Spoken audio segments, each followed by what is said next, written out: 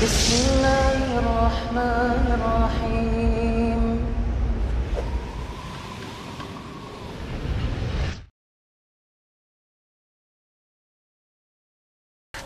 Para wargi anu dimuliakeun ku Allah Subhanahu wa taala, terkadang urang sok nyangkinya hade cek urang cantang tu padahal munggu Allah mah.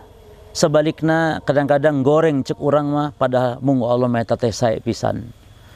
Kumaha kitu Allah Subhanahu wa taala ngadawukeun, wa asa an takrahu syai'an wa huwa khairul lakum wa asa an tuhibbu syai'an wa huwa syarrul lakum wallahu ya'lamu wa antum la ta'lamun.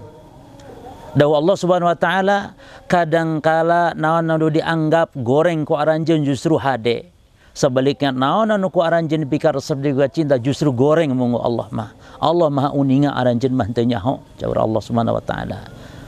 Kumaha kitu Syekhul Islam Ibn Taimiyah anjeunna nyarioskeun, musibatun tuqbiluka 'ala Allah khairun min ni'matin tunsika 'anillah. Musibah lamun eta musibah ngadeketkeun anjeun ka Allah leuwih hade tibatan nikmat, namun eta nikmat teh mopohokeun matak anjeun poho ka Allah Subhanahu wa taala. Maka hayu urang entong nuduh goreng ka Allah di mana Allah maparin ka urang hiji kejadian anu mungkin urang teu ngeunah hate, tapi urang kudu syukur, urang kudu baik sangka ka Allah Subhanahu wa taala. Wallahu taala alam.